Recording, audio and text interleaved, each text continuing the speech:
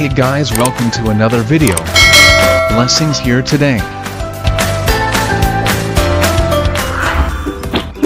Magandang buhay mga ka-blessings. Mula Luzon, Visayas at Mindanao.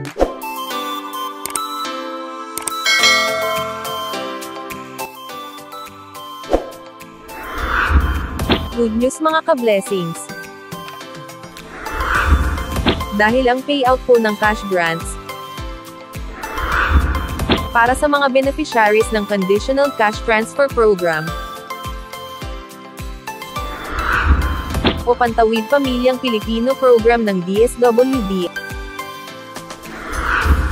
ay nakaschedule na po ngayong araw November 6, 2024, araw ng Miyerkules. Narito po ang payroll schedule para sa bawat rehiyon. Period 4, 2024, Regular Conditional Cash Transfer 1, CBS Regular. Para sa Region 1, o Ilocos Region, Region 2, o Cagayan Valley, Region 3, o Central Luzon, Region 4A, Calabarzon, NCR, o National Capital Region, CAR, o Cordillera Administrative Region, at Mimaropa Region.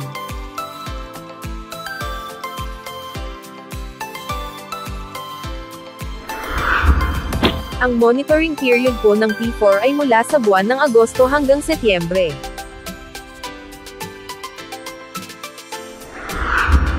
Ang RCCT, o Regular Conditional Cash Transfer, ay tumutukoy sa isang programa ng cash transfer, na nagbibigay ng regular na tulong pinansyal, sa mga benepisyaryo sa ilalim ng mga kondisyong tinakda ng programa.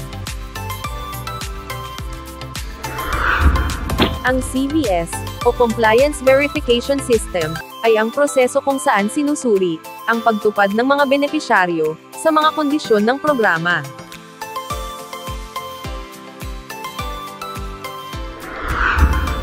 Ngayon ka-blessings, kung alam mong kasama ka sa payout, ay maaari nyo na pong i-check ang inyong balance account sa Landbank mobile app.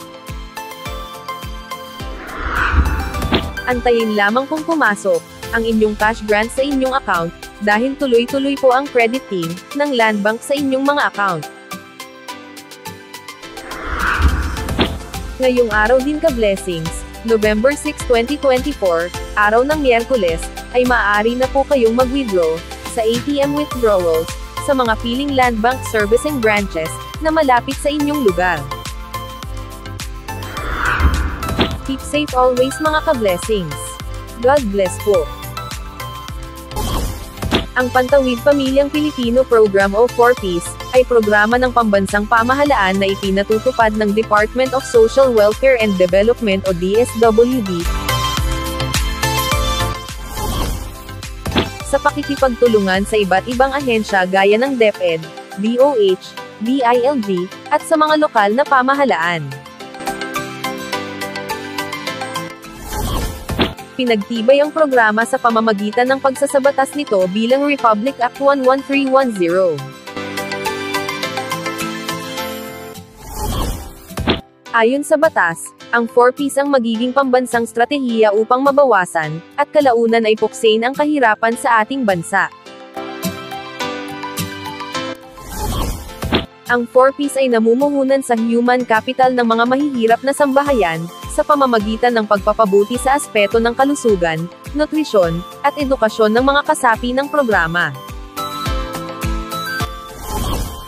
Nagbibigay din ang programa ng psychosocial at psychoeducation intervention sa pamamagitan ng family development session, bilang gabay sa unti-unting pag-unlad at pagpapatatag ng kanilang pamumuhay.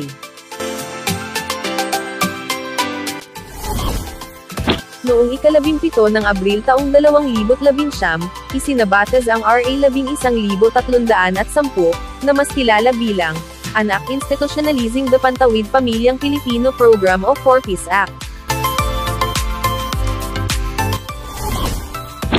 Sa pagsasabatas nito, ang 4Ps na programa sa ilalim ng Department of Social Welfare and Development ay magiging permanenteng pambansang estratehiya ng gobyerno, upang puksain ang kahirapan sa bansa.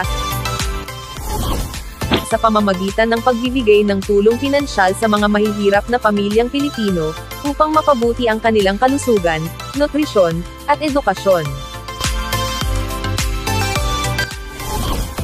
Sino-sino ang maaaring maging benepisyaryo ng 4Ps? Ang mga maaaring maging benepisyaryo nito ay mga mahihirap na pamilyang Pilipino, na siyang makakasunod sa mga kondisyon ng programa. Automatikong kasama na sa targeting system na ito ang mga magsasaka, mangingisda, walang tirahan, katutubo, informal settlers, at mga pamilyang nasa malalayong lugar, o geographically isolated and disadvantaged areas.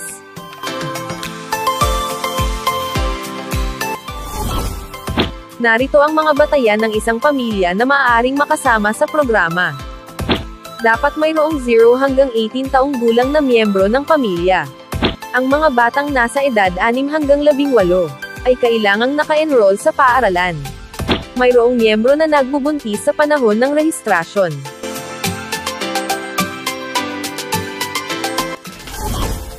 Ang isang kwalipikadong pamilya ay maaari lamang maging benepisyaryo ng programa sa loob ng 7 taon.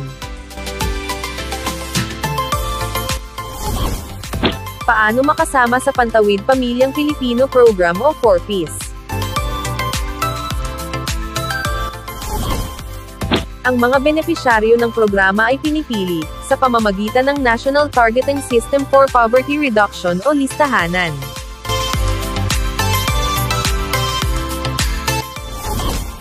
Kung saan sila ay nagbabahay-bahay, upang mag-interview, at makita ang tunay na kalagayan ng isang pamilya. Sa ngayon, ay pinag-aaralan na ng DSWD na magkaroon ng community-based targeting system, na galing sa bawat DSWD regional offices,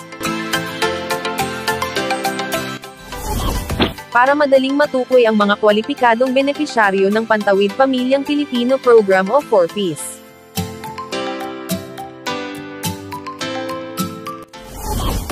Ano-ano ang mga benepisyo na maaaring makuha mula sa programa?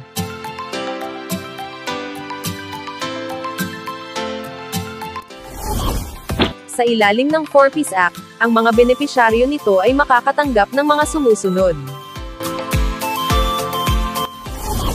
Tulong pinansyal para sa edukasyon, kung saan hanggang 3 bata lamang sa isang pamilya ang maaaring monitor ng programa.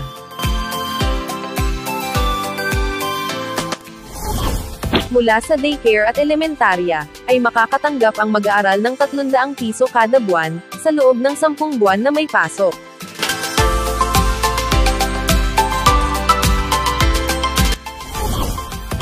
Sa high school ay makakatanggap ang mag-aaral ng 500 piso kada buwan, sa loob ng 10 buwan na may pasok.